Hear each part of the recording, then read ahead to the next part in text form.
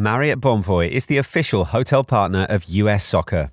Join Marriott Bonvoy today to get closer to the game with exclusive perks, unforgettable experiences, and benefits that go beyond the pitch.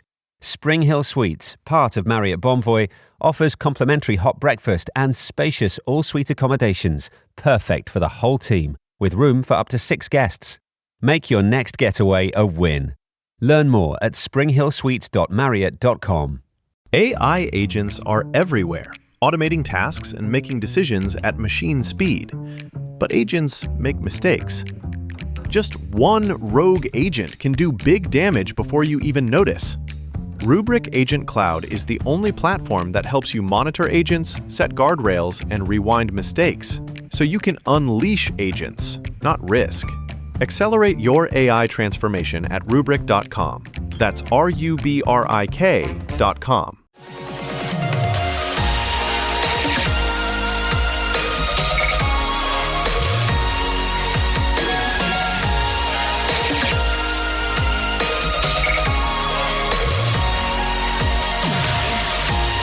And away we go, episode 1223 of the Al Galdi podcast. It is Monday, December 22nd, 2025. This is the one-year anniversary of the Washington Commanders' 36-33 win over the Philadelphia Eagles at Northwest Stadium on December 22nd, 2024 to snap the Eagles' 10-game winning streak. The Commanders in that game overcame a 27-14 fourth-quarter deficit, won that fourth quarter 22-6. What a game that was.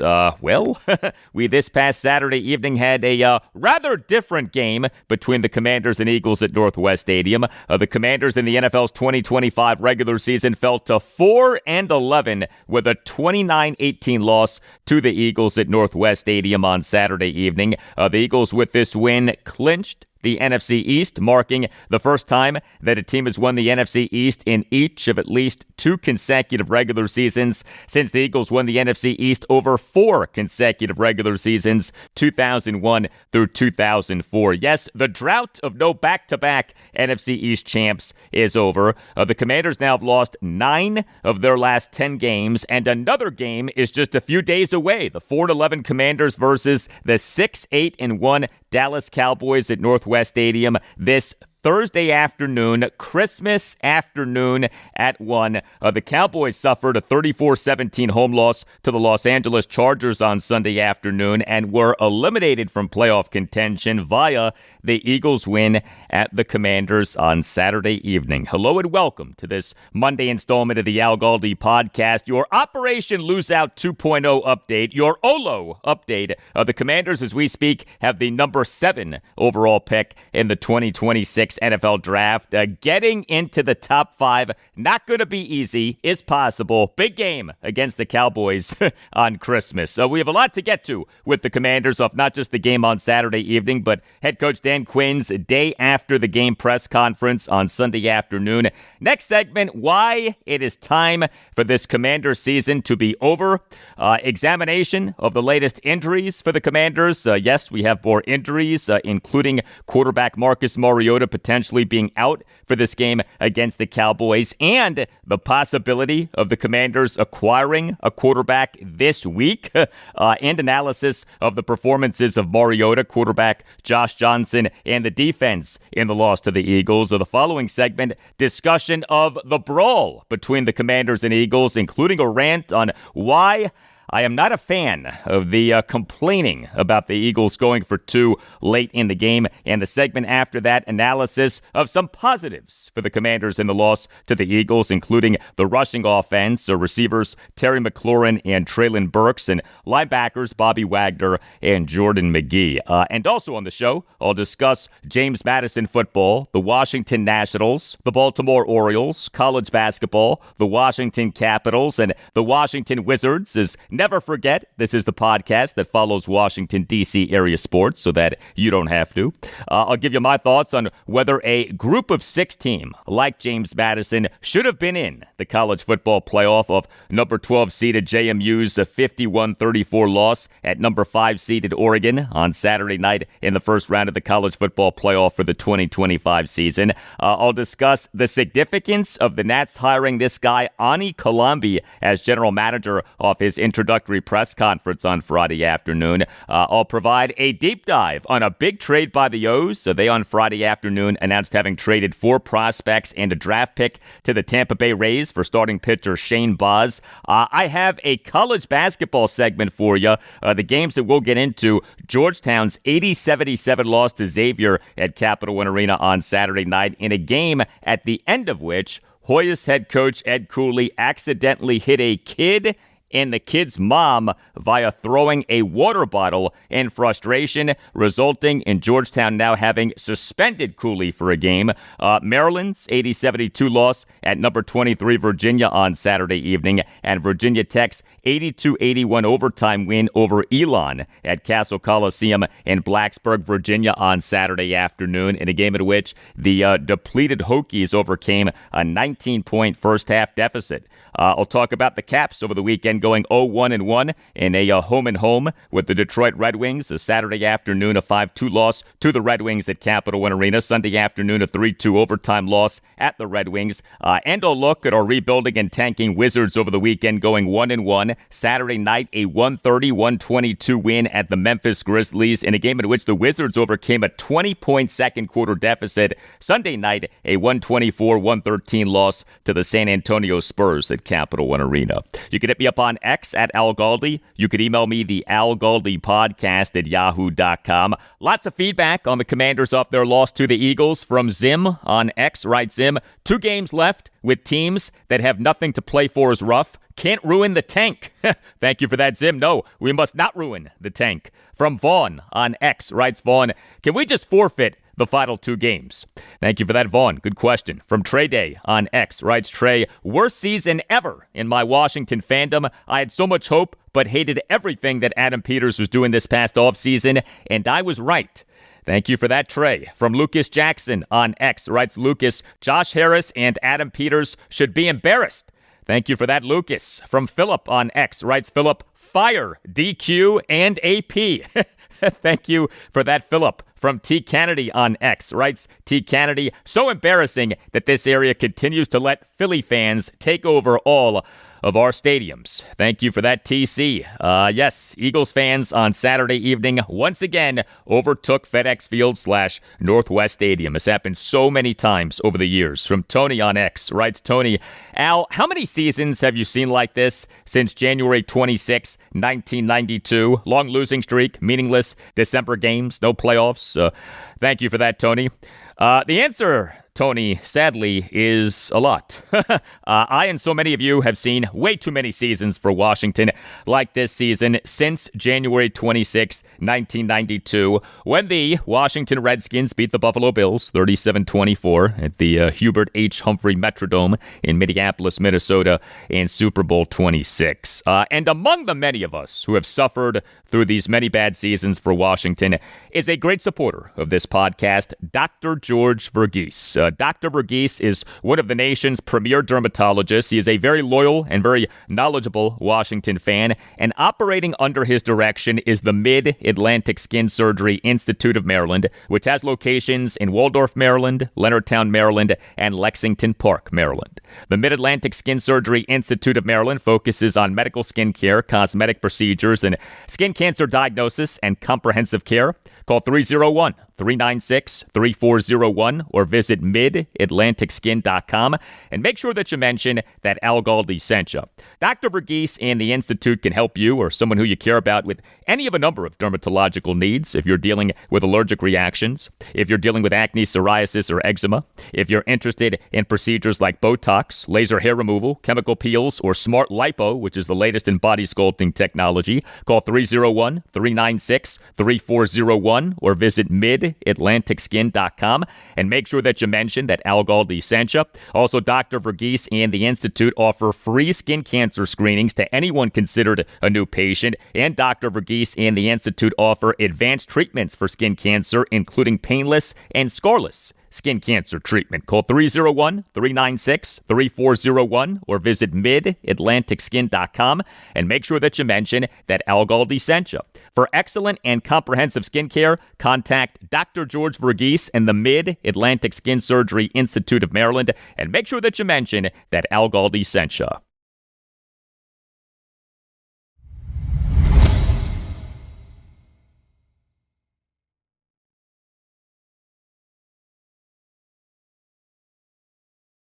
The sooner that the Washington Commanders' 2025 season ends, the better.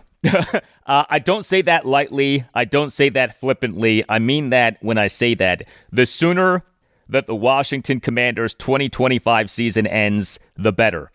This season has been a nightmare for the team and for its fans. The team is getting even more injured.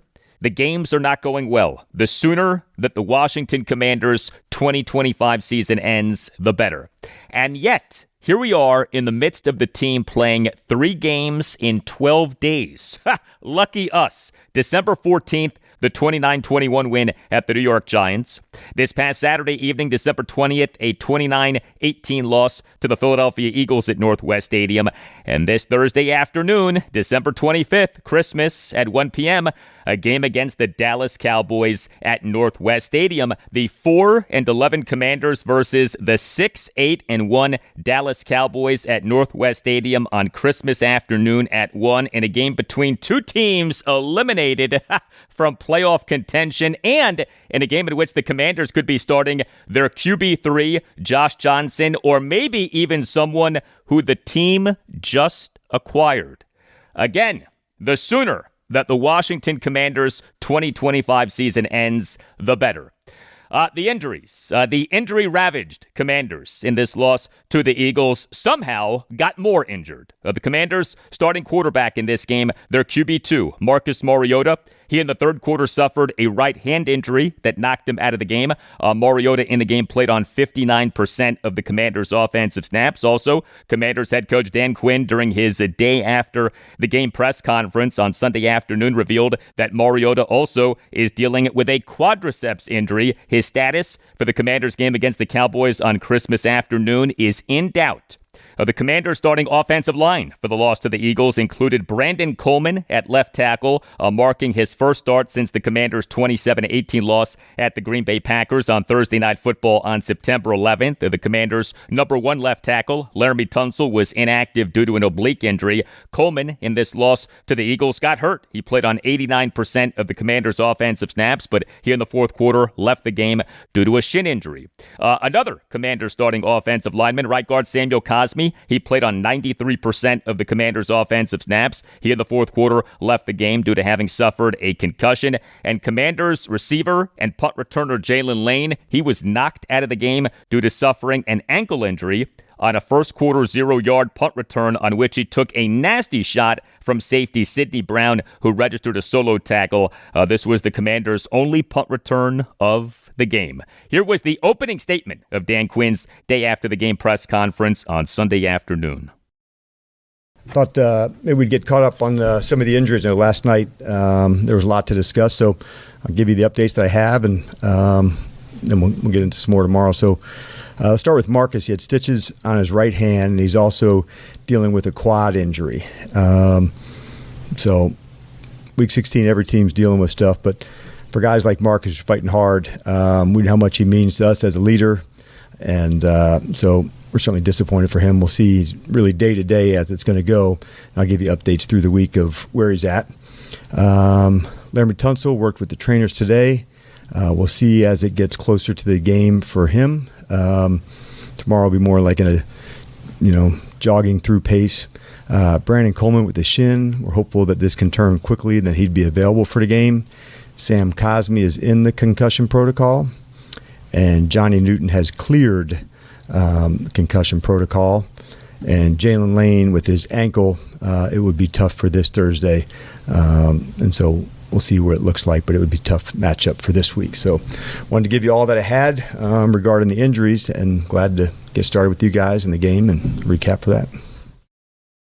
It is amazing. The injuries for the 2025 Commanders keep coming. Key players for the Commanders on the reserve/injured list are receivers Noah Brown and Luke McCaffrey, tight end Zach Ertz, running back Austin Eckler, edge defenders Dorrance Armstrong, Dietrich Wise Jr., and Javonte Jean-Baptiste, and cornerbacks Marshawn Lattimore and Trey Amos. The sooner that the Washington Commanders 2025 season ends, the better. More on Marcus Mariota. We on Sunday afternoon had this exchange between Commanders insider John Keim of ESPN and Dan Quinn. With Marcus, first of all, how many stitches, what happened with the hand, and how did he hurt it? And then is there a realistic shot for Thursday then with him? I don't know the amount of stitches, John. The quad and the hand happened on the same play. It was a cleat that got to his hand on the top. But I don't know yet. It's swollen. So I'd say we're going to call it day to day right now of where it's at, both with the hand and with the quad. And so let's see, what tomorrow is and the following day. Then I'd say by, 2 days from now, we'll have a very good estimate of where he's at. Okay, so Marcus Mariota could be out for this Thursday afternoon against the Cowboys. This with the Commanders' QB1, Jayden Daniels, having been shut down for the season, or has he been shut down for the season? We on Sunday afternoon had this exchange between Commanders insider Nikki Javala of The Athletic and Dan Quinn. Hi, Dan. Going back to Marcus, if you guys get the sense that he's unable to go, what would you do at quarterback? Would you elevate Sam, bring somebody else in? Would you consider even playing Jayden?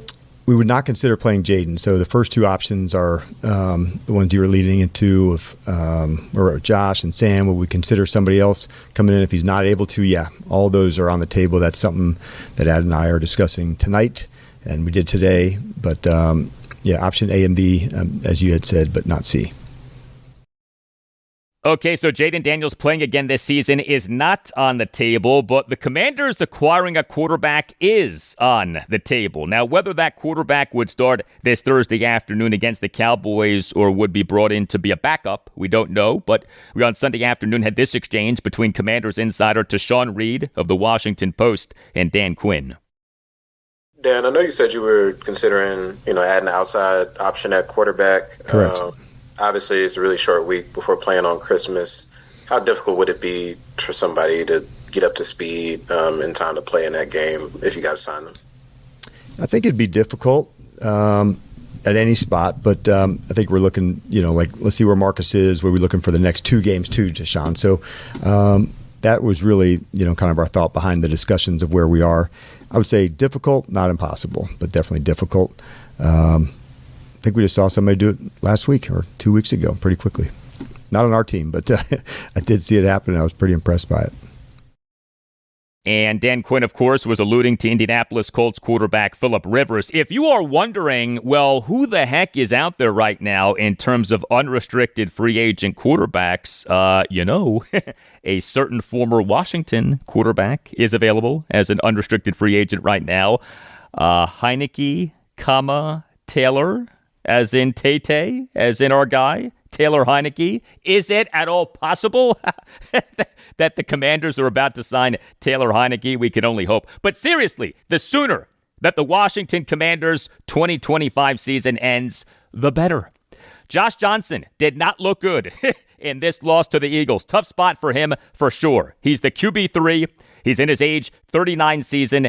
He came into the game in the third quarter, played on 41% of the Commanders' offensive snaps. He went 5 for 9 for just 43 yards, no touchdowns, and an interception. He took 1 sack, which was for a 6-yard loss. He had 1 carry for no yards. He had a fumble that he recovered. Now, Johnson on his third snap of the game had a great completion. 3rd and 9 for the Commanders at their 27 with 2:41 left in the third quarter. Johnson had a 20-yard shotgun completion to receiver Deebo Samuel Sr. on a terrific tight window throw across the middle. That was some throw by Johnson. 11 of the 20 yards were air yards, but on a 3rd and 13 for the Commanders at their 44 with 40 seconds left in the third quarter, Johnson off his back foot threw an interception to cornerback Cooper DeJean, who caught the ball at the Commanders' 48 and generated an 11-yard return. Johnson on a shotgun drop back threw a pass right to Magee as he ran right in front of the target. Receiver Treylon Burks. Johnson had running back Jeremy McNichols wide open on a check down. Marcus Mariota, he was the Commanders' starting quarterback for the 8th time in 15 games in this regular season. He played on 59% of the Commanders' offensive snaps. He went just 7 for 14 for just 95 yards, no touchdowns, and no interceptions. He took 1 sack, which was for a 2-yard loss. He had 1 carry for -1 yard. He did not make a big impact with his mobility in this game. And 40 of Mariota's 95 passing yards came on just 1 play. 1st and 10 for the Commanders at their 33 with 9:06 left in the second quarter. Mariota had a 40-yard shotgun completion to receiver Terry McLaurin, who made a terrific leaping catch while being covered by cornerback Adoree Jackson. 37 of the 40 yards were air yards, but Mariota otherwise went 6 for 13 for just 55 yards. The Eagles have a really good defense. They, for this regular season through Week 15, were number 6 in the NFL in total defense in terms of DVOA, and were number 6 in the NFL in total defense in terms of expected points added per play per RBSDM.com. But this ended up being maybe the worst quarterback game for the Commanders this season. Marcus Mariota and Josh Johnson went a combined 12 for 23 for just 138 yards, no touchdowns, and an interception. The Commanders' rushing offense did do some good things, more on that later in the show, but the passing offense was quite bad, and the overall offense ended up being quite bad. The Commanders for the game had just 220 total net yards of offense, averaged just 4.31 yards per play, and went just 2 for 10 on third downs. And so the record now is 4-11. And how about Dan Quinn's reaction to hearing that record? We, during Quinn's post-game press conference on Saturday night, had this exchange. Now, you talked about how you really like the energy of the team starting off in the first half. And then you also have talked about, having those fast starts in the beginning of the season. So just seeing that today and just the energy that's carried throughout the game, what does it say about a team like this that's now sitting at 4-11 but is still up for the fight? Yeah, it certainly feels terrible to hear that record. And that's hard. That's difficult. Based on what I saw at practice, I thought these guys would really play hard. Like, came off the week, went back to it again. And so I sensed, from what the energy I felt from them, the preparation, I felt this is a group that's ready to go do their thing. No one in our locker room, is talking about who we don't have or who wasn't there, those things. And so it was about how we'd go win it. And that was really the only thing on our mind. But I'd expect that from them. I expect that from them this week, as we prepare again, how we go about it and how we go. But it's an excellent group of guys. Like, that part, it's a matter of, can we go finish the whole thing? But I do love the way that the energy they came out with. Well, I do think that the Commanders still are playing hard for Dan Quinn. They're just not playing well for Dan Quinn, and they are a shell of what they're supposed to be due to all of the injuries. You look at the Commanders' defense in this loss to the Eagles. This was game number 5 for the Commanders, with Dan Quinn serving as defensive coordinator of him on November 10th, having announced having demoted Joe Witt Jr. and having taken over as defensive coordinator. And the defense in this game was bad, despite the Eagles' number 1 right tackle, Lane Johnson, being out for a 5th consecutive game due to a foot injury. The Commanders allowed the Eagles to have a yards per play of 5.83 and go 4 for 9 on third downs and 3 for 3 in the red zone. The Commanders allowed Eagles running back Saquon Barkley and Tank Bigsby to combine for 25 carries for 169 yards and 2 touchdowns. Barkley had 21 carries for $132 and a touchdown as he again destroyed Washington. How many times has he done that in his career? The Commanders allowed Eagles quarterback Jalen Hurts to go 22 for 30, have 2 touchdown passes versus no interceptions, and have 7 carries for 40 yards. So the Commanders did hold Hurts to just 185 passing yards, but the Commanders totaled just 2 sacks and just 1 quarterback hit. And per the NFL's Next Gen Stats, pressured Hurts on just 4 of his 37 dropbacks, marking the lowest pressure rate, 10.8%, for Jalen Hurts in a regular season game in his NFL career.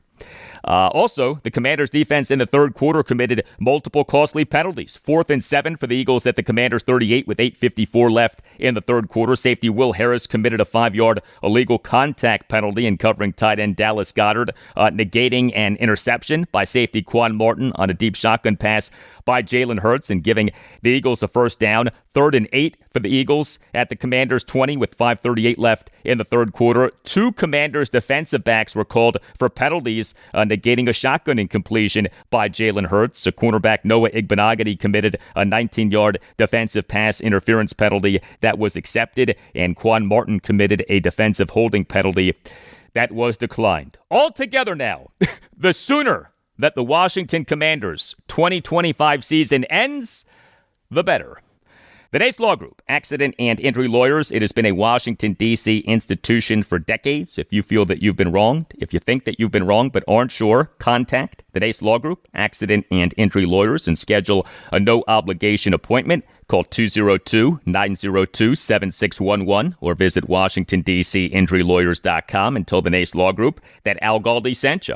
Founded in 1979, the Nace Law Group offers fierce advocacy on behalf of medical malpractice, birth injury, and personal injury victims. Led by the great Chris Nace, the Nace Law Group is focused on providing exceptional care and counsel for those who need such things the most. The Nace Law Group fights for what it believes in, you, your family, and your future. You with the Nace Law Group have an experienced advocate on your side. The Nace Law Group has secured millions of dollars in verdict and settlement amounts for clients to better enable them to care for themselves and their families. Call 202-902-7611 or visit WashingtonDCInjuryLawyers.com and tell the Nace Law Group that Al Galdi sent you. That's 202-902-7611 or WashingtonDCInjuryLawyers.com, and make sure that you mention that Al Galdi sent you. The Nace Law Group, accident and injury lawyers.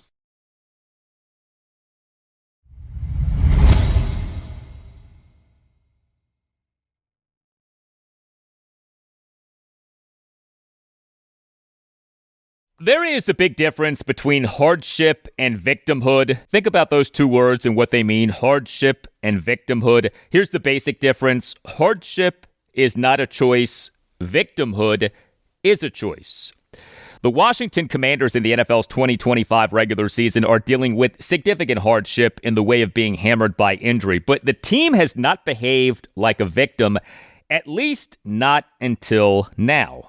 I am not a fan of the complaining and whining about the Philadelphia Eagles successfully going for two in this 29-18 Commanders loss to the Eagles at Northwest Stadium on Saturday evening. The Eagles had just taken a 27-10 lead with 4:26 left in the fourth quarter. Eagles head coach Nick Sirianni decided to go for two. We had a 2-yard under-center handoff run by running back Saquon Barkley for the 2-point conversion. And then we had the brawl. What was a pretty nasty brawl as NFL in-game regular season brawls go. Commanders interior defensive lineman Javon Kinlaw, Commander safety Quan Martin, and Eagles right guard Tyler Steen all got ejected, but I promise you that those three guys weren't the only guys deserving of being ejected, and do not be surprised at all if the NFL in the coming days announces a bunch of fines and maybe even suspensions for what happened. The brawl was ugly. The brawl appears to have been rooted, at least in part, in the Eagles going for two while up 17. I am and always will be a Washington fan. I despise the Eagles, but they in going for two did not do anything wrong. This is the NFL.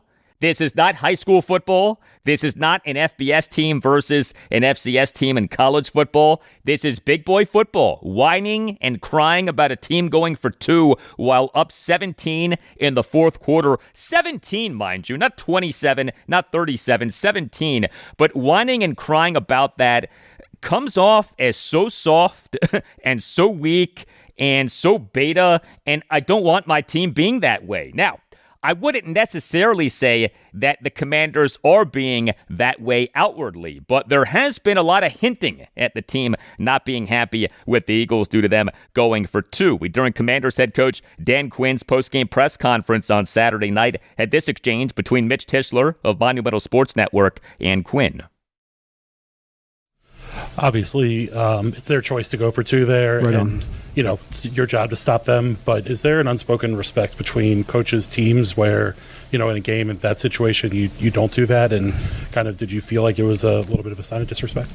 Yeah, I can only answer from my side, what I would do. But hey, man, that's how they want to get down. And all good. We play them again in 2 weeks. Okay, so that did seem to be some passive aggressiveness from Dan Quinn toward the Eagles. For the record, this was Nick Sirianni during his post-game press conference on Saturday night on Going for Two.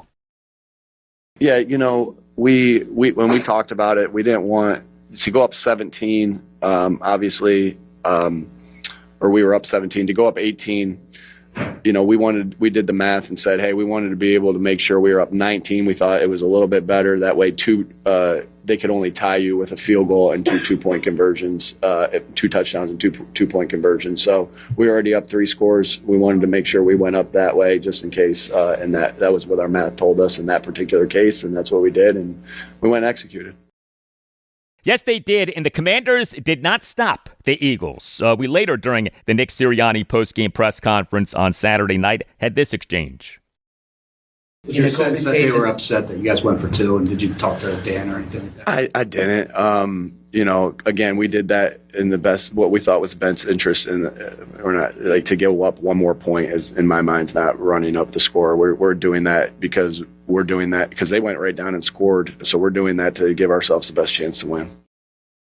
Yeah, and look, you can believe or not believe Nick Sirianni's explanation for going for 2, but the truth is, it doesn't matter what his explanation for going for 2 is. He doesn't owe us an explanation. Again, this is the NFL. This is big boy football. You don't like what a team is doing? Stop it. And the Commanders didn't do that. There's also this. So Dan Quinn, at best, behaved very conservatively in this game, and at worst, gave up on trying to win the game in the fourth quarter. The first sign of his conservative behavior came early in the game. 4th and goal at the 2 with 11:42 left in the first quarter and the game scoreless. Quinn had kicker Jake Moody attempt a 20-yard field goal. He made it for a 3-0 Commanders lead, but that spot screamed going for it. The 2024 Commanders undoubtedly would have gone for it, right? But the 2025 Commanders kicked the field goal in a game in which Washington was a significant underdog. And then we had the 2 punts in the fourth quarter. 4th and 4 for the Commanders at their 40 with 9:17 left in the fourth quarter. And the Commanders trailing 21-10 with their QB3, Josh Johnson, in the game. Quinn had the Commanders punt. 4th and 6 for the Commanders at their 44 with 6:44 left in the fourth quarter, and the Commanders trailing 21-10 with their QB3, Josh Johnson, in the game. Quinn had the Commanders punt. A charitable interpretation of these punts would be that Dan Quinn was playing things conservatively. A more harsh and perhaps more accurate interpretation of these punts would be that Dan Quinn was tapping out on the game, was acknowledging that this game was done, especially given that the Commanders have their QB3 in the game. And if that interpretation is true, then maybe, just maybe, the real reason for the Commanders being mad at the Eagles for going for 2 is that the Commanders had tapped out on the game, had conceded the game, and wanted the Eagles to essentially do the same, wanted the Eagles to play along, and the Eagles did not play along. But, of course, the Eagles had no obligation to play along. And again, I despise the Eagles. I can't stand the Eagles, but I'm not mad at them for going for 2. Regarding the 2 fourth-quarter punts, we, during Dan Quinn's day after the game press conference on Sunday afternoon, had this exchange between Commanders insider J.P. Finley of NBC4 and Quinn. Just curious, yesterday in the second half, there were some punts on 4th and 4, 4th and 6. What was the consideration on punting versus going for it in those situations? Yeah, I think the first one, JP, it was a little later on in the maybe 9 minutes and some change. I don't have the information right in front of me, but I can think back, and it was into that spot with 3 timeouts. I thought at that spot, let's punt, see if we can get a stop, which the defense did, get a punt, and that would, give us a field position shot to go. Obviously, if Marcus had still been in on the second one, I think that would have been more consideration to go. Looking back, I kind of thought, okay, still have the timeouts, can still work into that space with the time to do it. Obviously, we didn't get the stop. They had the long run, and so that was really the reason behind it, JP. The first one I thought too early, and the second one I think I could have flipped the coin to say, okay, hey, this is a better chance for us to go here than not.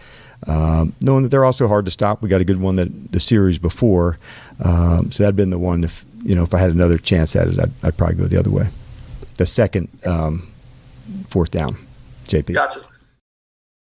Okay, and good for Dan Quinn for admitting that. Back to the brawl. So I have to tell you, I did like the Commanders sticking up for each other. I did like seeing Commanders players stick up for each other. That was good. That is a sign that players still are playing hard and still care about playing well. We on this podcast do not preach violence. We preach peace on this podcast, but that doesn't mean that there wasn't some good being manifested in the brawl. We on Sunday afternoon had this exchange between Commanders insider John Keim of ESPN and Dan Quinn. Going back to that fight, you said you wanted to look into it more and see what you found. Well, first of all, what did you find? What did you learn? And then second, what's the line for you between losing your cool and sticking up for a teammate? Yeah, great questions. I reviewed all the footage that I had, and I didn't see a lot. I think what I can say is that, I'm disappointed it came to punches. Neither team wants that. Our game's emotion-filled, but you don't want to be emotional, so it shouldn't happen. Both teams were definitely in the wrong for that. You play good, hard, tough, physical games, but that's what we want, both sides. And so you don't want it to go past that. But I didn't find a lot. The broadcast didn't get extended on that, John, so I was hoping that I'd give you some more insights. But I looked through all the angles that I had, and I just honestly didn't get a lot to, go from on that. But what I do know is, neither team wants that, and it shouldn't happen. And when it gets to punches on both sides, it's not what we want, either side. And the Commanders have another game against the Eagles coming up soon. Commanders at the Eagles in Week 18. Date and time to be announced. We on Sunday afternoon had this exchange between Candy Waller of Bowie TV Sports and Dan Quinn. Hey, Coach. I think I guess including yesterday, the last now 3 times you all have played the Eagles, it's gotten a little intense. And then yesterday it just boiled over. Yes. For lack of a better word on the intense. Is there a moment where you consider with another, them playing them again in just a couple of weeks, where you get on the phone with Nick Sirianni or just have a conversation like, hey, how are we going to settle this down? Or is it kind of like, look, this is just football and you just play and go for it and whatever happens. Yeah, definitely not the second one of whatever happens. That's not what we want, or the other team either. It's not good for us. I don't want those punches thrown. Both teams want to play tough, want to have good, battles. And I loved so much of the first half of the game of, a physical game, but never where we're crossing the line on either team. So we want it tough, we want it physical, but never to where, somebody's getting jammed up on punches thrown, penalties, all of that. We can play tough, we can play physical, and we can do it without punching. Both teams know that, and that'll certainly be, brought across to our team. But I'll let Nick, handle his team. But yeah, definitely not what we want, and both sides, that'll be a big emphasis for us for sure. All right. Hey, if you happen to be listening to this podcast on Apple Podcasts or Spotify, you can write a review of the podcast saying that you like it. The review can be just a sentence or two, but the reviews do help out the podcast a lot. Thank you very much for doing them.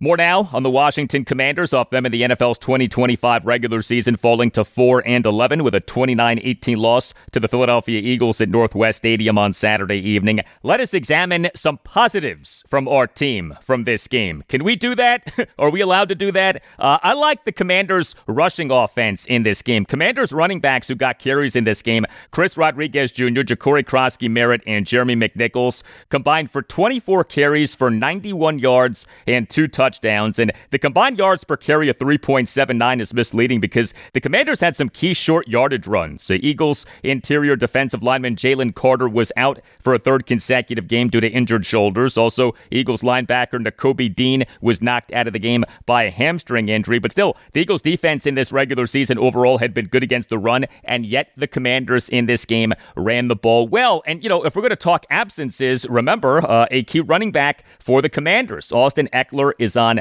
the reserve/injured list. He has been on that since September 15th. This due to a torn Achilles that he suffered in the Commanders' 27-18 loss at the Green Bay Packers on Thursday Night Football on September 11th. You look at Commanders running backs in this loss to the Eagles. Chris Rodriguez returned from a one-game absence caused by a groin injury. He had 15 carries for 63 yards and a touchdown, had one reception for 6 yards on one target, played on 52% of the Commanders' offensive snaps. He, for the game, had an overall grade per Pro Football Focus of 76.4. That's good. PFF grades are on a scale of 0 to 100. 60 is average. Ja'Cory Krosky-Merritt, he had 8 carries for 25 yards and a touchdown and had no targets, played on 20% of the Commanders' offensive snaps. Yeah, he played on a total of just 11 offensive snaps, but he was impactful. And Jeremy McNichols had 1 carry for 3 yards and had 2 receptions for 9 yards on 3 targets. He committed a 5-yard false start penalty, also had a holding penalty that was declined. He played on 28%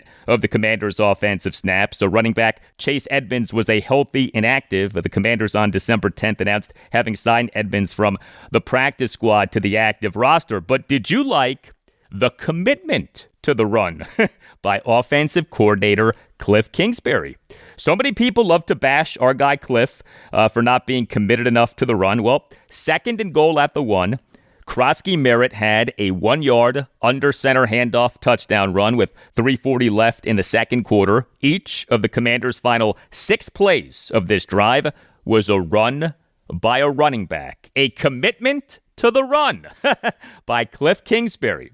Some good stuff from Commanders receivers in this loss to the Eagles. Terry McLaurin in his 4th game back of having missed 7 of the Commanders' previous 8 games due to a twice-injured quadriceps. Had 3 receptions for 53 yards on 4 targets and playing on 83% of the Commanders' offensive snaps. He, for the game, had an overall grade per Pro Football Focus of 74.9. Deebo Samuel Sr., he had 3 receptions for 35 yards on 4 targets, had no carries, played on 81% of the Commanders' offensive snaps. Deebo is set to be an unrestricted free agent this coming offseason. He has cooled off since his hot start to this regular season, but he in this game had a catch that is a reminder of what he can be. 2nd and 8 for the Commanders at the Eagles' 25 with 7:59 left in the second quarter. Quarterback Marcus Mariota had a 14-yard shotgun completion to Deebo on a screen on which Deebo generated 16 yards after the catch. That is the best of Deebo Samuel right there. Big-time yak. We just have not seen enough of that this season. And then there's another Commanders receiver who's set to be an unrestricted free agent this coming offseason, Treylon Burks. He had 2 receptions for 30 yards on 5 targets. He drew a defensive pass interference penalty and should have drawn another. He played on 83% of the Commanders' offensive snaps. He, for the game, had an overall grade per Pro Football Focus of 75. Now, Burks and the Commanders got done dirty by the officiating in the first quarter. 3rd and goal at the 2 with 11:46 left in the first quarter. Marcus Mariota had a shotgun play action incompletion on a pass intended for Burks, who clearly was held by cornerback Cooper DeJean, but no defensive pass interference penalty was called. DeJean held on to the right arm of Burks as Burks jumped in his attempt to make the catch. I mean, more obvious that could not have been, and yet no call was made. But on a 3rd and 20 for the Commanders at the Eagles' 40 with 1:19 left in the fourth quarter, Burks drew a 37-yard defensive pass interference penalty by cornerback Keely Ringo, though that was during garbage time. But how about the great catch by Treylon Burks? 1st and 10 for the Commanders at their 32 with 14:55 left in the third quarter. Marcus Mariota had a 24-yard shotgun play action completion to Burks, who made a diving and spinning catch and going across the middle of the field. Who's more likely to be re-signed by the Commanders this coming offseason, Deebo Samuel or Treylon Burks? The answer may well be Burks. Next season will be Deebo's age 30 season, but just Burks' age 26 season. And then some standouts from the Commanders' defense in this loss to the Eagles. Edge defender Jacob Martin played on 61% of the Commanders' defensive snaps and continued to make an impact as a pass rusher. 2nd and 3 for the Eagles at the Commanders' 38 with 35 seconds left in the second quarter. Martin had a sack strip of Jalen Hurts, who did recover the fumble, advanced the ball 3 yards, but the Eagles lost 5 yards on the play.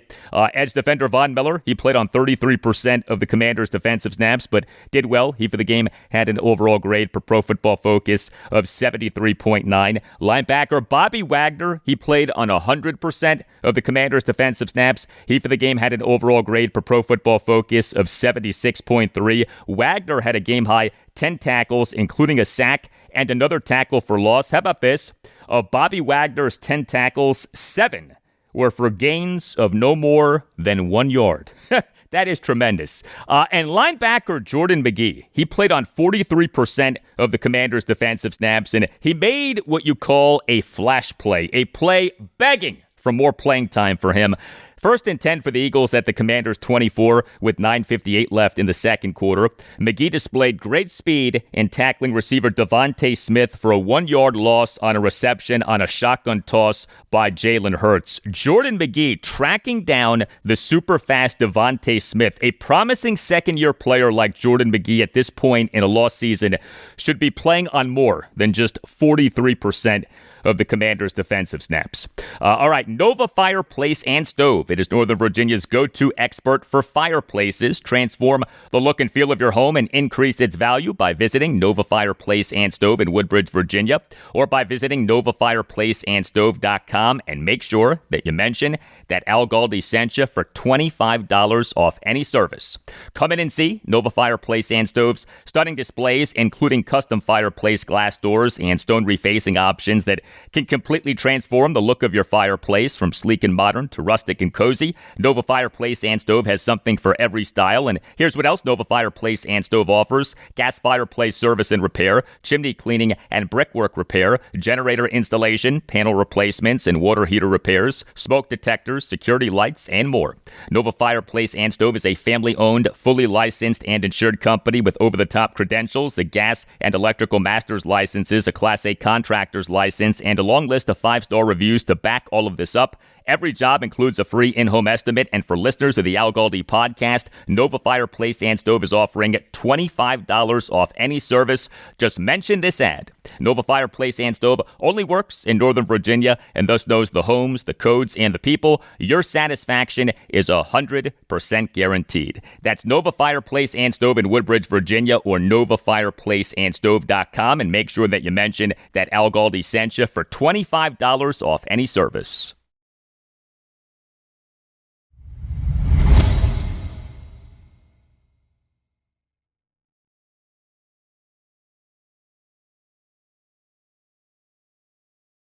Well, it could have been much worse, though it was bad enough. But off a first half that was frighteningly bad, things did get better in the second half. It is James Madison's game at Oregon this past Saturday night in the first round of the college football playoff. Number 12 seeded James Madison lost at number 5 seeded Oregon 51-34 on Saturday night in the first round of the college football playoff for the 2025 season, ending a terrific season for JMU. The Dukes in the 2025 season went 12-2 overall, including 9-0 in the Sun Belt Conference. JMU for this game at Oregon on Saturday night was a 21-point underdog per multiple outlets. JMU in the second quarter trailed 34-3, but the Dukes then won the rest of the game 31-17. So if you had JMU plus the 21, you won.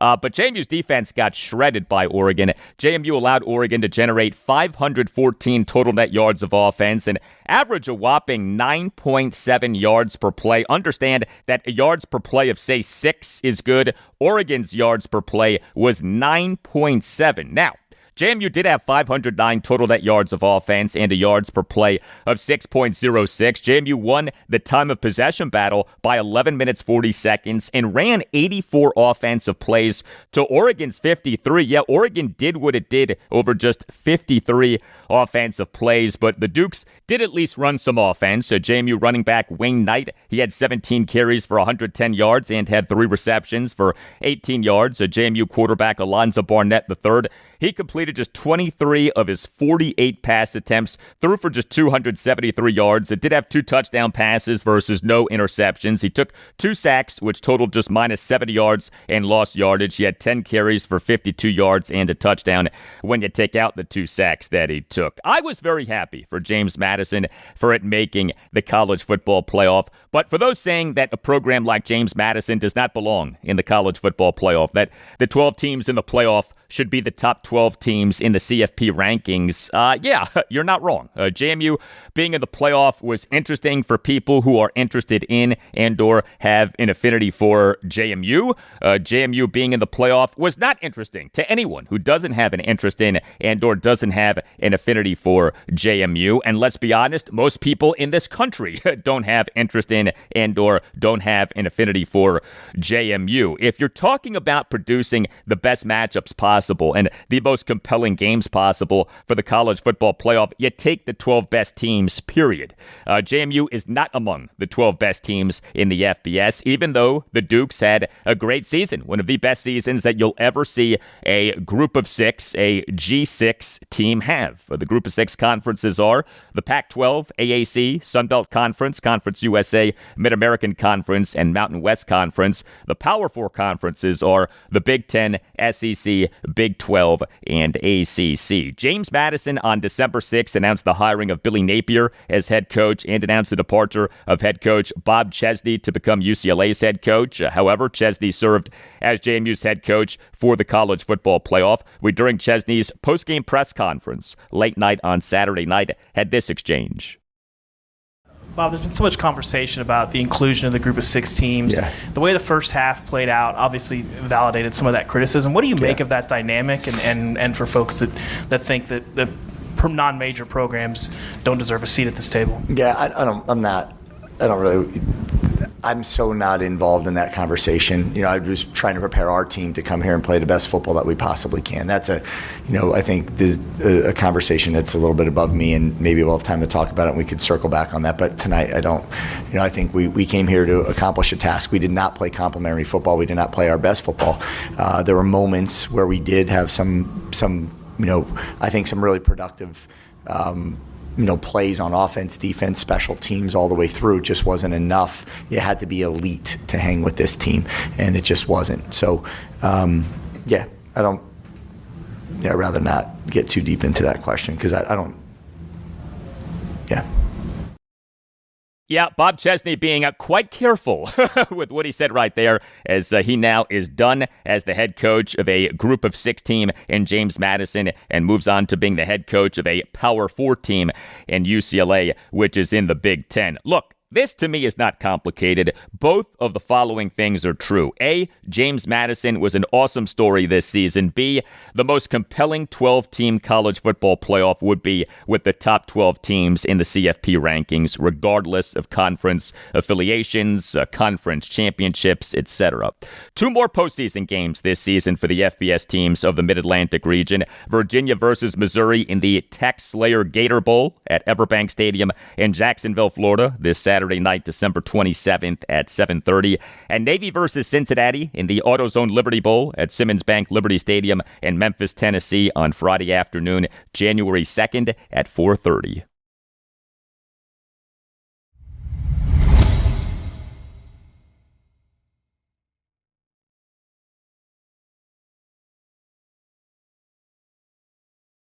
They're in sports and in life is process, and they're in sports and in life are results. Great process does not guarantee great results, but the best path to great results is great process. The Washington Nationals process was broken. That, more than anything, is why the team has fallen off a cliff since winning the 2019 World Series. Their process, as it relates to drafting and player development, was broken. The Nats on October 1st announced the hiring of Paul Taboni as president of baseball operations, and it is so encouraging to see Taboni truly addressing the process and having the Nats go in on analytics and sports science like never before. I had been begging for this for years. We're finally getting this, and the latest sign that we're getting this is the hiring of Anirudh Colombi as Nats general manager. The Nats this past Thursday morning announced the hiring of Ani Colombi as GM, and we this past Friday afternoon had an introductory press conference for him. What was a joint press conference that also featured Paul Taboni. Colombi had been an assistant general manager with the Philadelphia Phillies since November 2021. He had been running the Phillies analytics department, and as I discussed on this past Thursday show, episode 1221, the person who Ani Colombi succeeded is my brother, Andy Galdi, who was the Phillies Director of Baseball Research and Development February 2016 to July 2021. My brother helped with the hiring of and transition to Ani Colombi. Didn't work directly with Colombi, but is quite familiar with who Colombi was working with and what he was doing. Also, Ani Colombi, prior to his time with the Phillies, worked for the Tampa Bay Rays, May 2015 to November 2021. The Rays are one of the most progressive, forward-thinking teams in all of sports. Colombi's job titles over his time with the Rays included analyst in predictive modeling in baseball research and development, and director of decision science. I love those job titles. Each of us in our lives should have a director of decision science. Colombi in 2016 graduated from the University of California, Berkeley with a double major, earned bachelor's degrees in statistics as well as operations, research, and management science. And if you're wondering whether all of this stuff means anything for winning, well, the Rays and Phillies with Colombi on staff made 7 consecutive postseason appearances, including 2 World Series appearances, the Rays in 2020 and the Phillies in 2022. So the Nats, in hiring Ani Colombi as GM, have hired someone who is smart and who is well-versed in modern thinking in MLB. Now, it had been a little confusing regarding whether Paul Taboni was going to hire a GM to work under him. The initial reporting was yes. Taboni's initial comments were maybe. Taboni then said not for now, but then all of a sudden, boom, he hired a GM. We on Friday afternoon had this exchange between my co-host on the Nats Chat podcast, Nats insider Mark Zuckerman of MASNsports.com, and Ani Colombi, and then you'll hear an exchange between Mark and Paul Taboni. Hi, Ani. Congratulations. Welcome. I'm curious, when you first heard from Paul that he was interested in you for this position, what did you think? And in your mind, what's the appeal of joining a kind of brand new front office that's been completely overhauled with so many young up-and-comers kind of like yourself and fitting into that mix? Yeah, I mean, the Nationals reached out to the Phillies to request permission to interview me a little over 2 weeks ago. So this happened really, really fast.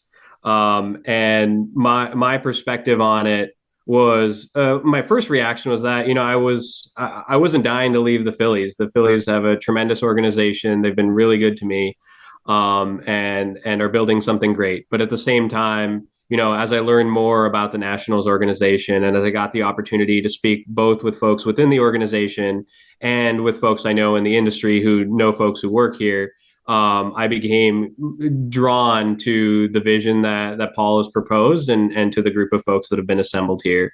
So over the last 2 weeks, had the opportunity to have a ton of conversations, do a lot of vetting, and that made me super, super excited about the trajectory of the organization and the challenge ahead. And for Paul, I know at the start of this, you kind of mentioned you might be looking for a GM, maybe you wouldn't. I think the last we had heard from you made it sound like it might not be happening in the immediate. What about this prompted you to do it? Was it that you decided to look for a GM, or was it something specifically that Ani was somebody you wanted to bring on, and it wasn't so much about bringing anybody in for the GM spot?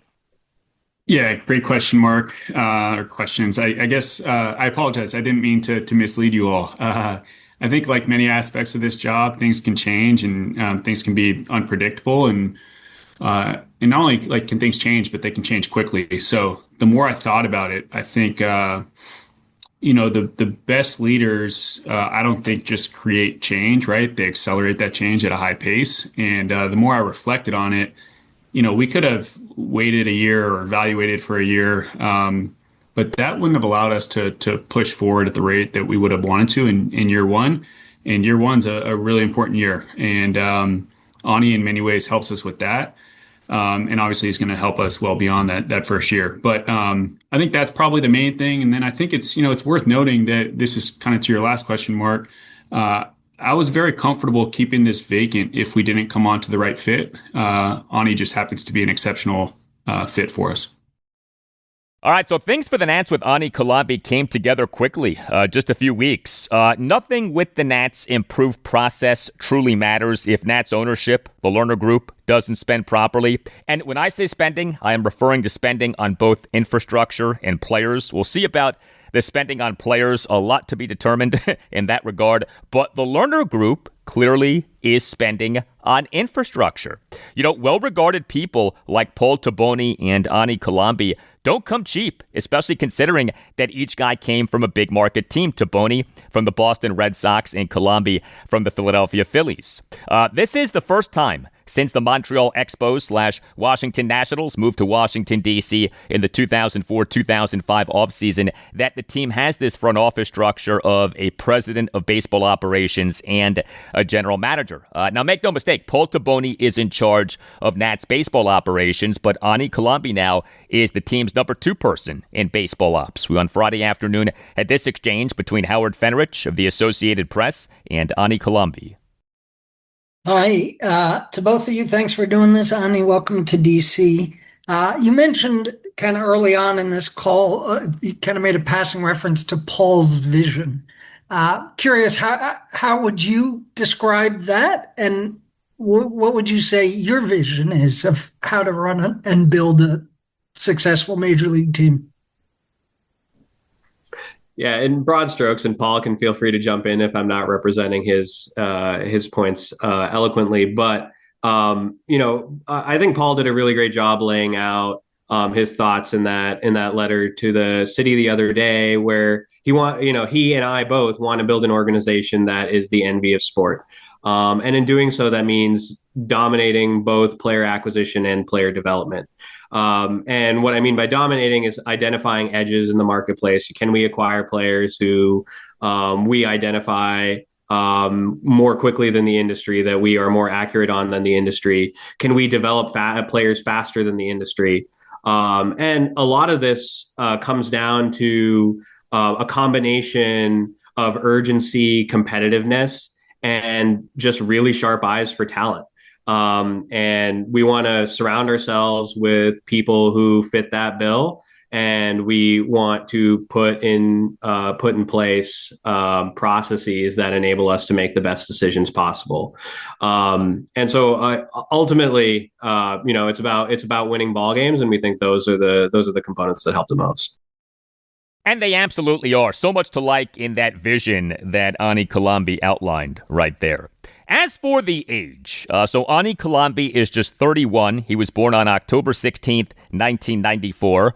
Paul Taboni is just 35. He was born on February 8th, 1990. The Nats on October 31st, Halloween, announced the hiring of Blake Butera as manager. He's just 33. He was born on August 7th, 1992.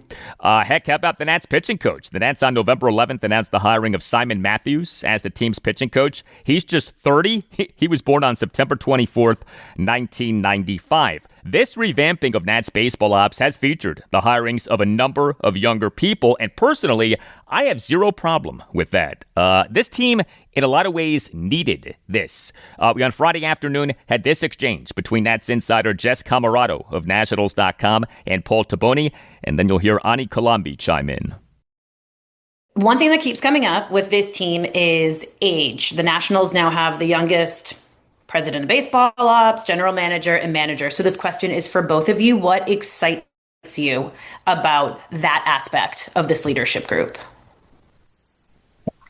I can start off there. I'll say, I know it might seem this way. Obviously, I've seen some of the things that people have written. We weren't looking for a young front office group or young major league staff or whatever it is. Really, we were just tasking ourselves. We have been tasking ourselves with just building the best group. Right. And I think that's a combination of obviously bringing in people from from the outside, many of whom happen to be, on the younger side, but then also empowering folks within our walls. And so, to me, that's where the attention should be paid. Hopefully, this isn't about Ani being young or me being young or Blake or whoever, right? It's just hey, we're trying to bring together a group that is really high performing, that works together great, and and also exceptionally aligned, which I know Ani spoke on a little bit earlier, but I think there's huge power to that as well. Yeah, nothing to add there. I think in general, this is a very exciting group. I would say that my excitement is not about the age of the people who are working around me, but rather the ideas and the skills and the talents that everyone brings to the table. Ultimately, we want to surround ourselves with open-minded folks with great ideas about how to win baseball games, and they can come from all ages and backgrounds. Age is a funny thing. I mean, you can be numerically young but think and act old. You can be numerically old but think and act young. There is, of course, the cliche of age is just a number, and that is a cliche for a reason. There is a lot of truth in that. Age is just a number, but the Nats were in dire need of a modernized approach to baseball operations, and so that the team has all of these young guys now leading baseball ops, to me, is just fine. Marriott Bonvoy is the official hotel partner of US Soccer. Join Marriott Bonvoy today to get closer to the game with exclusive perks, unforgettable experiences, and benefits that go beyond the pitch. Spring Hill Suites, part of Marriott Bonvoy, offers complimentary hot breakfast and spacious all-suite accommodations, perfect for the whole team, with room for up to 6 guests. Make your next getaway a win. Learn more at springhillsuites.marriott.com. This is Michael Rosenbaum. Hey, folks, let me tell you that drinking and driving is a decision that will change your whole world. Things will never be the same once you get a DUI, because legal fees and time in court are just the beginning. Getting into a crash is another way your world could be irreversibly changed after drinking and driving. Your vehicle may not be the only thing that gets damaged in that crash. You could face a life-altering injury or even death. But you're not the only one who could face those consequences. Your decision to drink and drive could permanently change someone else's world, whether you injure them or leave their loved ones grieving. The next time you're out drinking, call a rideshare, a taxi, a sober friend, or a designated sober driver. Always plan for a safe ride home. The only decision that will change your world for the better is the decision to call for a sober ride. It's never worth it to drive drunk. Don't risk it. Drive sober or get pulled over. Paid for by NHTSA.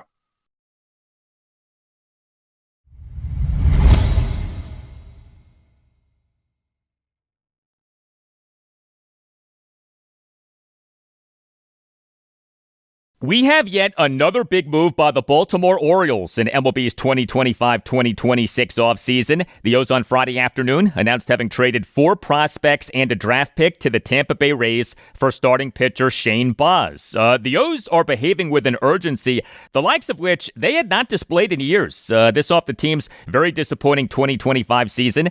The O's in the 2025 regular season went in American League East were 75-87 with a run differential of minus 111, which was the second worst run differential in the American League. Now, the number one reason for the Orioles' bad 2025 season was, in my opinion, injuries, but there's no doubt that Orioles president of baseball operations and general manager Mike Elias entered this offseason needing to be better. He did not have a very good 2024-2025 offseason, and overall, his track record in free agency and trades hasn't exactly been stellar. And when you combine that with the service time clocks of key young Orioles players ticking, this is a big offseason for Mike Elias. Now, this trade for Shane Baz is a gamble, and personally, I don't love this trade for the O's. I understand it, but I don't love it. Mike Elias gave up a lot to get Shane Baz. The O's traded 4 prospects and a draft pick. The 4 prospects, outfielder Slater DeBrun, who at the time of the trade was the Orioles' number 6 overall prospect per MLB Pipeline, catcher Caden Bodine, who was the Orioles' number 10 overall prospect per MLB Pipeline, starting pitcher Michael Ferret, who was the Orioles' number 11 overall prospect per MLB Pipeline, and outfielder Austin Overn, who was the Orioles' number 30 overall prospect per MLB Pipeline, and the O's traded a 2026 competitive balance round A draft pick, what for now is the number 33 overall selection in the 2026 MLB first-year player draft. So Mike Elias for Shane Baz gave up 3 of the Orioles' top 11 prospects per MLB Pipeline, gave up another prospect, and gave up what for now is the number 33 overall selection in the 2026 MLB first-year player draft. There's also this. The Rays are one of the smartest teams in all of sports. As I said last segment, the Rays are one of the most progressive, forward-thinking teams in all of sports. From an Orioles perspective, I have trepidation about making any trade with the Rays. I mean, they willingly traded a starting pitcher within the division, within the American League East. What does that potentially say about what the Rays truly think about Shane Baz? Now, there are things to like about Shane Baz. He's entering just his age 27 season and is under team control through the 2028 season. He appears to be fully recovered from Tommy John surgery that he underwent on his right elbow in September 2022. Baz in the 2025 regular season pitched in 31 games, all starts, totaled 166 into third innings, so he last season was durable. Now his ERA for last regular season was 4.87, but a lot of that was the Rays in the 2025 regular season playing their home games at George M. Steinbrenner Field at the New York Yankees spring training facility in Tampa, as the Rays' home ballpark, Tropicana Field, was unavailable. This due to extensive damage caused by Hurricane Milton. Steinbrenner Field, not what you would call a proper MLB regular season ballpark. Baz in the 2025 regular season over 16 starts at home had an ERA of 5.90, but Baz in the 2025 regular season over 15 starts on the road had an ERA of 3.86. So that does make you feel better, a lot better, about his overall ERA of 4.87. And here's my favorite stat about Shane Baz. He, for the 2025 regular season, was one of just 8 qualified MLB pitchers who ranked in the top 20 in both strikeout rate and ground ball rate. It is not often that a starting pitcher with a high strikeout rate also has a high ground ball rate, and yet Shane Baz, this past regular season, was such a pitcher. I mentioned the Rays being a smart, analytically inclined team. The O's are a smart, analytically inclined team, too. I'm sure they and Shane Baz see a guy who they can take to the next level. But there's no doubt that this trade is a risk. Mike Elias for Shane Baz gave up a lot. Mike Elias better be right about Shane Baz. So the Orioles starting pitching rotation for the 2026 regular season, as things stand now, would seem to be, in some order, Kyle Bradish, Trevor Rogers, Shane Baz, Dean Kramer, and Tyler Wells. Other rotation options for the O's are Cade Povich, Albert Suarez, and Brandon Young. But could another major starting pitching acquisition by Mike Elias this offseason be coming? This was former MLB player Todd Zeal with MLB insider Ken Rosenthal of The Athletic on the Foul Territory podcast this past Friday. What about the Orioles, man? I was big on. I kind of crushed them a little bit these last couple of years about getting guys and trading for prospects and everything else. It seems like all of a sudden now with this type of pickup, I feel like this is a really good pickup for the Orioles. I like Shane Baz. I know his ERA and that stuff, I think it was 4.87 last year. But the guy can pitch, and I think he'd be a nice 3, 4, 5 starter for them. Todd, we've all crushed the Orioles over the last few years, but this offseason has been a dramatic departure for them. And it's not just Alonso. It's not just Taylor Ward. It's not just Ryan Helsley. Now it's Shane Baz, and they've added Andrew Kittredge and others as well. This has been the most aggressive we have seen Mike Elias as their president of baseball operations, previously their general manager, and they are probably not done yet. I would not be surprised if they went out and maybe signed or traded for another starting pitcher. Right now, they're looking much better. Trevor Rogers, of course, emerged last season as a potential ace. Kyle Bradish, now a year removed from the surgery, he will be better positioned to make a significant contribution. And Baz, as you mentioned, at least a 3, maybe even better. So that's a bigger rotation, a better rotation than they've had in the past. And I'm also, of course, excluding Dean Kramer, who deserves to be mentioned in that mix. He's more of a 4 or 5, but yes, he's part of it. So I see them wanting to show that last year was a year that they learned from in terms of the front office, a year that they decided, okay, What we did in the offseason of 24-25 wasn't nearly good enough. Charlie Morton and what else they did. This is a much more representative, aggressive team we're seeing. They've really improved the offense with Ward and Alonso, and they've also improved the pitching, really top to bottom with Baz and Helsley and Kittredge. So they're interesting right now, and I don't expect that they're done yet. Well, what an offseason for the O's so far. The O's on October 27th announced the hiring of Craig Albernaz as manager. The O's on November 4th announced having traded cash considerations to the Chicago Cubs for reliever Andrew Kittredge, and the O's on November 6th announced having exercised their 2026 club option on Kittredge. The O's on November 6th also announced having agreed with free agent outfielder Leody Taveras on a one-year contract. The O's on November 18th announced having traded starting pitcher Grayson Rodriguez to the Los Angeles Angels for outfielder Taylor Ward. The O's on December 1st announced having agreed with free agent reliever Ryan Helsley on a 2-year contract with a player opt-out for the 2027 season. The O's on December 11th announced having agreed with free agent first baseman Pete Alonso on a 5-year contract.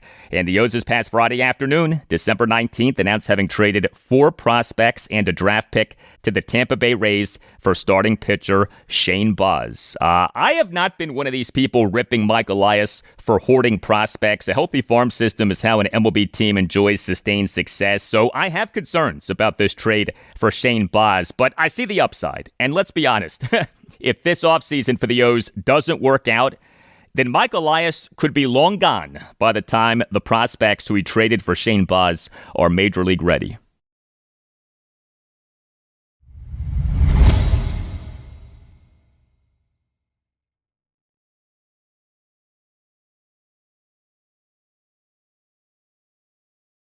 And let's talk college basketball. Georgetown Director of Athletics Lee Reed, he on Sunday afternoon announced having suspended head coach Ed Cooley for 1 game. This for Cooley this past Saturday night at the end of the Hoyas' 80-77 loss to Xavier at Capital One Arena, accidentally hitting a kid and the kid's mom via throwing a water bottle in frustration. A statement from Lee Reed on Sunday afternoon, quote, "I met with Coach Cooley today to discuss the incident which occurred after last night's game against Xavier. I expressed that his conduct did not align with the standards we expect of our coaches, nor does it reflect the values of Georgetown Athletics or Georgetown University. As a result, Coach Cooley will be suspended for the next game versus Coppin State. Associate head coach Jeff Battle will coach the team."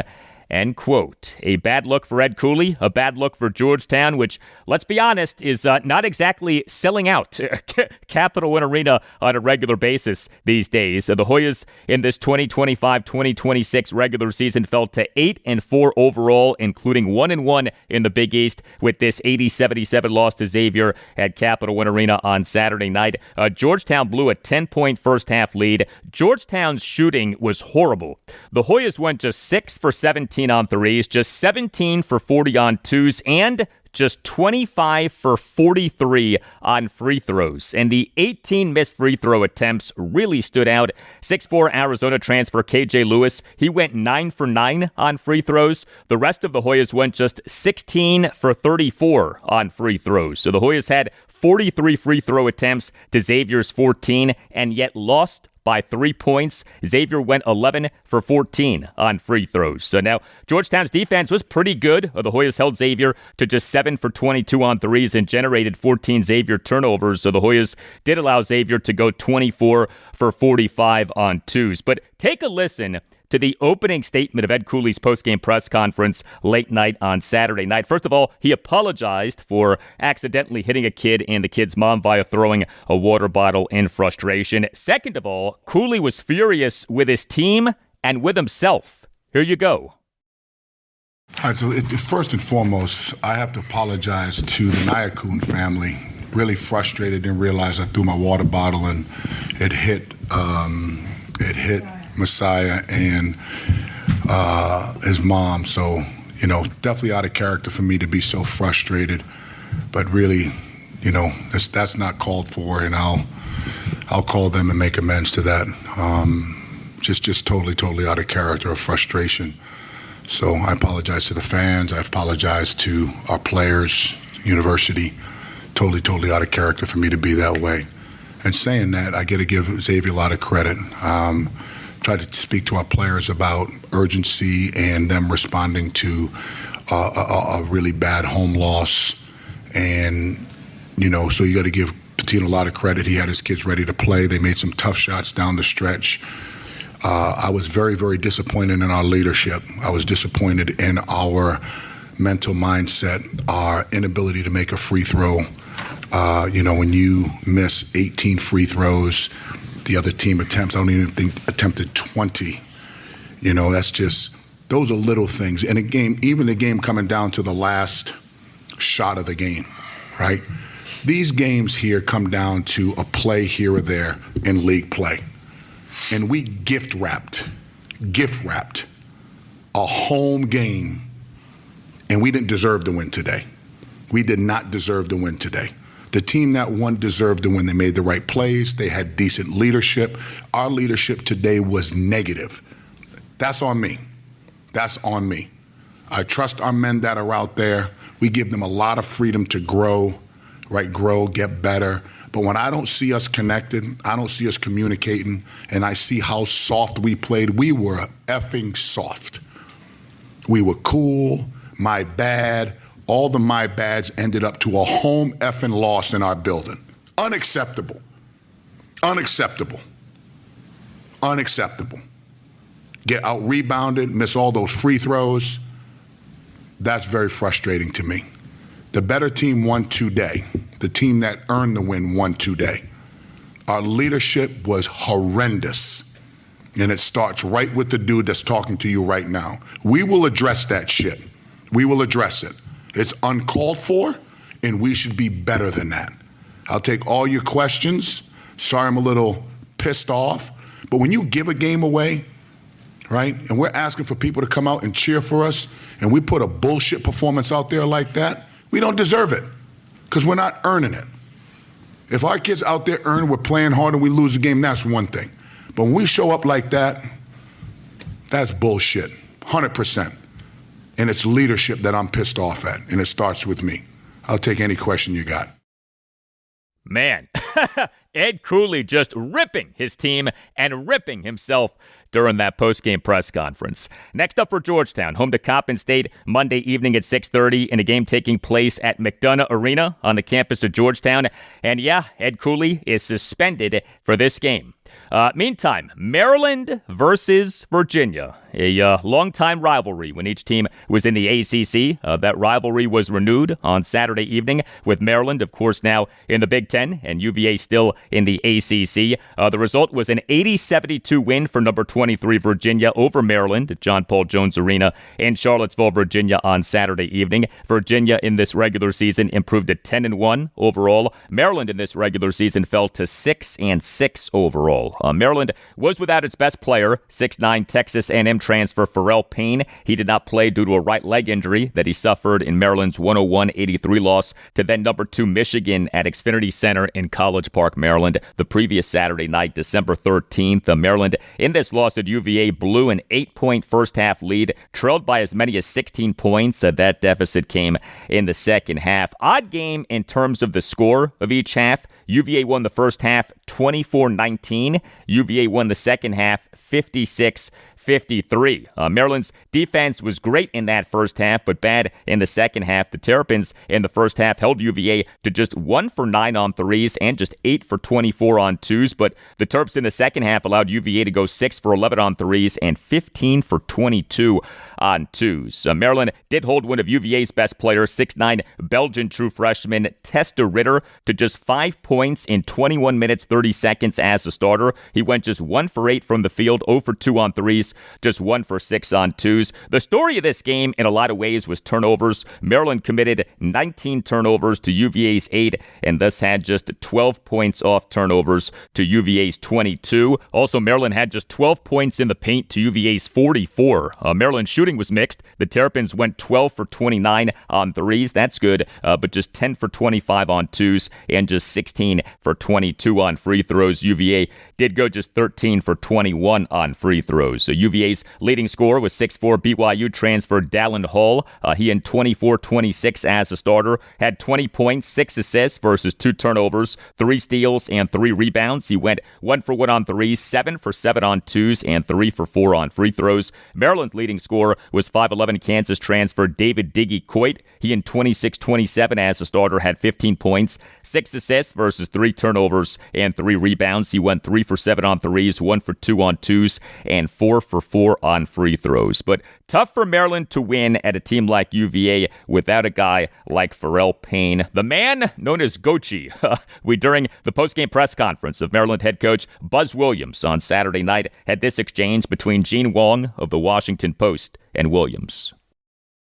Playing without Gochi, I'm sure you figured it was going to be difficult to give up 44 points in the paint and to be minus 32 in that category. Just how much is that attributable to him not being on the floor? I don't know. I mean, as you know, you've been to most of our games, I think.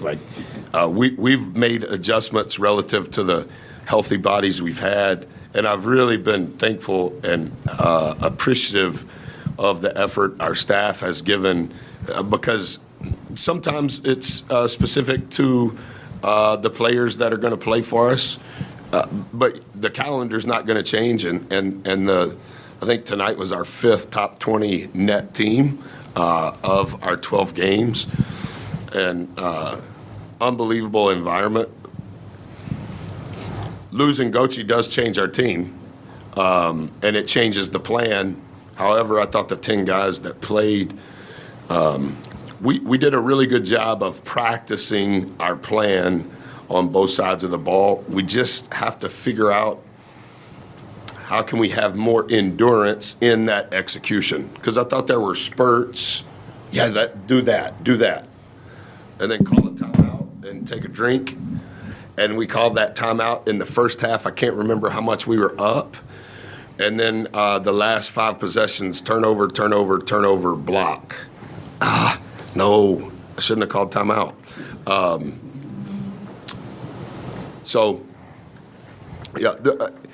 All of the guys, the 7 games without Gochi is different. I think George, the 8 games he has missed or 7 games he's missed, however many miles missed. But again, like I've said before, that's just part of sport. I think that was the 2nd game without Gochi. But we had more time. I think Gochi didn't play against Mount St. Mary's. We had more time for our plan, obviously, respectfully, playing here a little different than playing at home against Mount St. Mary's. Yeah, a lot of injuries for Maryland so far this season. We heard Buzz Williams reference 6'7" Texas A&M transfer George Turkson Jr. and 6'3" Indiana transfer Miles Rice, each of whom has missed time this season due to injury. Here was the opening statement of UVA head coach Ryan Odom's postgame press conference on Saturday night. Yeah, it was good to get these 2 teams back on the same court again, and we appreciate Coach Williams and his team competing the way that they did tonight. They did a great job, and obviously we got off to a good start, scored a few baskets and got a few stops, and then they turned the tables, and our offense clearly sputtered. We were a little bit jittery. We missed some shots around the rim that you would think that we would typically make. There was a little bit of a lid on the basket, and thankfully we were giving up some offensive rebounds. Thankfully, our defense kept us in it at that point until we could play a little bit more like ourselves. And we did at times on offense, but not certainly enough for our liking. But we were pleased overall defensively with what our guys did, shy some of the fouling and the offensive rebounding, of course. But his teams have always been one of the top teams in the country at offensive rebounding, and we certainly knew that we were up for a big challenge in that regard tonight. I would like to say I'm sorry that they've dealt with a lot of injuries throughout the season so far.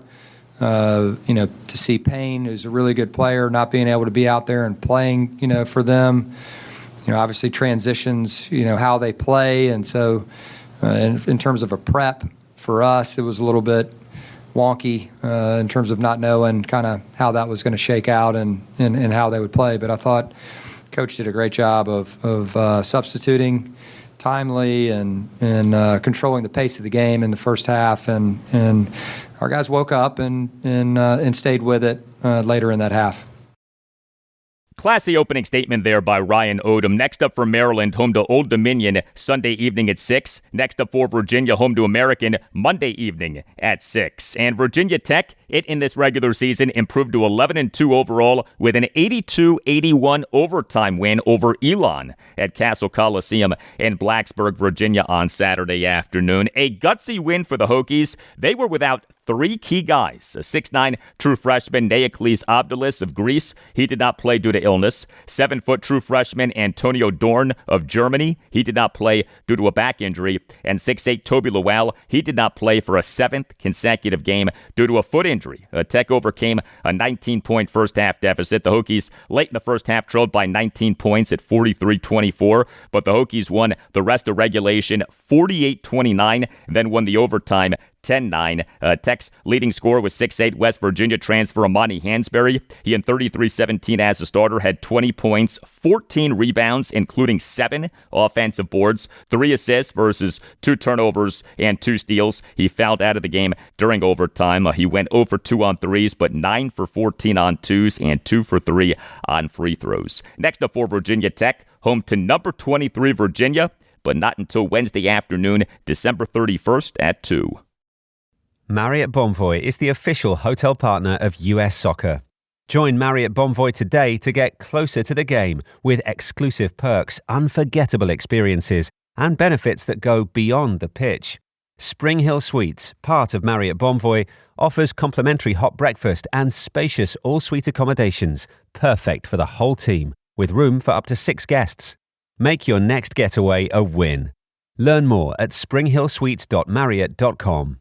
Hey, this is Steve Gorman, radio host, sports commentator, former drummer for the Black Crowes. The winter holidays are here, a time for festive celebrations, family gatherings, and ringing in the new year. Whether it's a holiday party, a night out with friends, or just relaxing by the fire with a few drinks, it's a season full of good cheer. But here's something else to add to your holiday plans, a safe and sober ride home. Just like in sports and music, always have a game plan. And the most important part of any plan is sticking to it. If you plan to drink, take that plan a step further. Call a rideshare, a taxi, a sober friend, or have a designated driver lined up before the night begins. Drinking and driving is a decision that can change your life and the lives of others forever. A DUI, a crash, an injury. The consequences are real and lasting. So please, for your sake and for everyone else on the road, make the smart choice. Get a sober ride home. Drive sober or get pulled over. Paid for by NHTSA.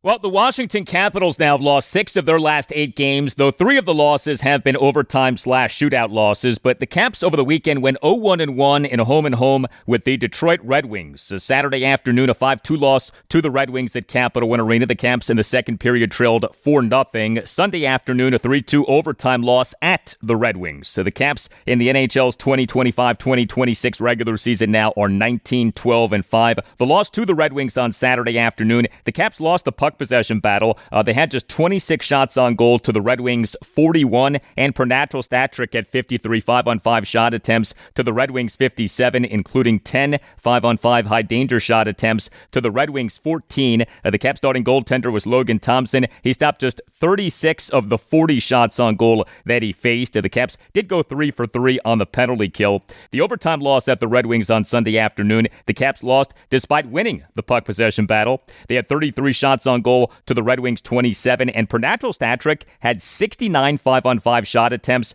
to the Red Wings 44, including 19 5-on-5 high danger shot attempts to the Red Wings 5. The Caps in this game in 5-on-5 play were really good. The Caps starting goaltender was Charlie Lindgren. He stopped 24 of the 27 shots on goal that he faced, got outdueled by Red Wings goaltender Cam Talbot. He stopped 31 of the 33 shots on goal that he faced. The Caps went just 1 for 2 on the penalty kill. No power play goals for the Caps over the weekend. The loss to the Red Wings on Saturday afternoon. The Caps went 0 for 2 on the power play. The overtime loss at the Red Wings on Sunday afternoon. The Caps went 0 for 1 on the power play. The 4 goals for the Caps over the weekend. The loss to the Red Wings on Saturday afternoon. Caps second line left wing Alexi Protas scored an even strength goal 10:36 into the second period for his 12th goal in this regular season. Did commit a second period hooking minor, but Protas was number 2 on the Caps in 5-on-5 shot attempt percentage for the game per natural stat trick at 63.89. The Caps with Protas on the ice in 5-on-5 situations in the game had 23 shot attempts versus allowing just 13 shot attempts. And Caps defenseman Martin Fehervari scored an even strength goal 8:30 into the third period for his 3rd goal in this regular season. And the overtime loss at the Red Wings on Sunday afternoon, each of the Caps' 2 goals was an even strength goal by 4th line left wing Ethan Frank, giving him 6 goals in this regular season. He scored an even strength goal 14:17 into the first period and scored a game-tying even strength goal 10:22 into the third period to tie the game at 2. No points for the grade 8 Alex Ovechkin over the weekend. The loss to the Red Wings on Saturday afternoon. Ovi, as the Caps' top-line left wing, had no points, totaled just 2 shots on goal, and registered a game-worst tying plus-minus rating of -3.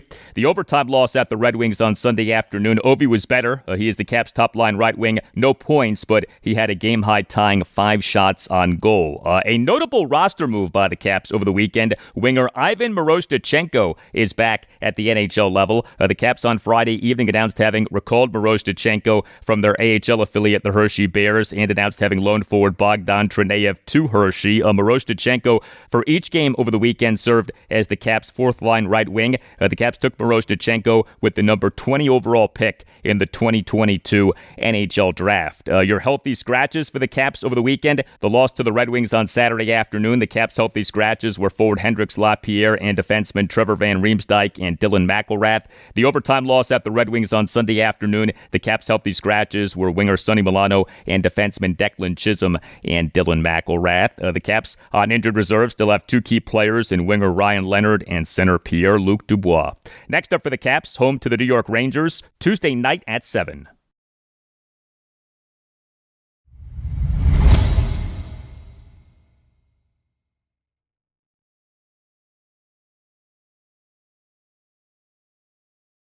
So we on Saturday had each of the following teams playing a game: the Washington Commanders, the Washington Capitals, the Washington Wizards, the Maryland men's basketball team, and the Georgetown men's basketball team. Only one of those teams won. That team was our rebuilding and tanking Wizards. How do you like that? 2 games for the Wizards over the weekend. Saturday night, a 130-122 win at the Memphis Grizzlies in a game in which the Wizards overcame a 20-point second quarter deficit. Sunday night, a 124-113 loss to the San Antonio Spurs at Capital One Arena. The Wizards in the NBA's 2025-2026 regular season now are 5-22. Still a lot going on for the Wizards in terms of injuries. Bilal Coulibaly is hurt again. Unreal. This guy just cannot stay healthy. He has missed 2 consecutive games due to a sprained left ankle. This just 1 game after he returned from a 4-game absence caused by a strained right oblique, and Coulibaly missed the Wizards' first 4 games of this regular season due to having undergone a surgical procedure to repair a ligament tear in his right thumb. Also, Cam Whitmore has not been available for each of the last 2 games due to right shoulder soreness. This off him having been a DNP-CD for each of the Wizards' previous 4 games, and Corey Kispert now has missed 10 consecutive games due to a right thumb injury. The win at the Grizzlies on Saturday night. The Grizzlies were without various key players due to injury, including Ja Morant and University of Virginia product Ty Jerome, but the Wizards were without their fair share of guys. Chris Middleton in that win at the Grizzlies on Saturday night did return from a 4-game absence caused by a right knee contusion, but he, for the loss to the Spurs on Sunday night, did not play due to right knee injury management. And also out for that game were the Wizards' top 2 bigs. Alex Sarr did not play due to right adductor injury management, and Marvin Bagley III did not play due to left calf soreness. Sarr in that win at the Grizzlies on Saturday night was very good. He in exactly 26 minutes as a starter went 2 for 4 on threes and 6 for 12 on twos. Did not attempt a free throw. He finished with 18 points, 11 rebounds, including 6 offensive boards and 2 assists versus no turnovers. Also key in that game was Keyshawn George, 39 minutes, 14 seconds as a starter, 3 for 7 on threes, 7 for 9 on twos, and 5 for 5 on free throws. He finished with 28 points, 7 rebounds, and 7 assists versus 4 turnovers. He in a second half that the Wizards won 77-54, scored 24 points. And C.J. McCollum, he in 39-26 as a starter, went 6 for 12 on threes, 3 for 4 on twos, and 4 for 5 on free throws. He finished with 28 points, 6 assists versus no turnovers, 5 rebounds, and a game-best plus-minus rating of plus 15. The loss to the Spurs on Sunday night, the Wizards trailed for all of the second half, but got good performances from Bub Carrington and Trey Johnson. Bub Carrington in 39-49 as a starter went 4 for 6 on threes, 3 for 5 on twos, and 3 for 5 on free throws. He finished with 21 points, 5 rebounds, and 4 assists versus 1 turnover. Trey Johnson, 25-27 off the bench, 3 for 6 on threes, 3 for 4 on twos, and 4 for 4 on free throws. He finished with 19 points, 7 rebounds, and 2 blocks. Next up for the Wizards at the Charlotte Hornets, Tuesday night at 7.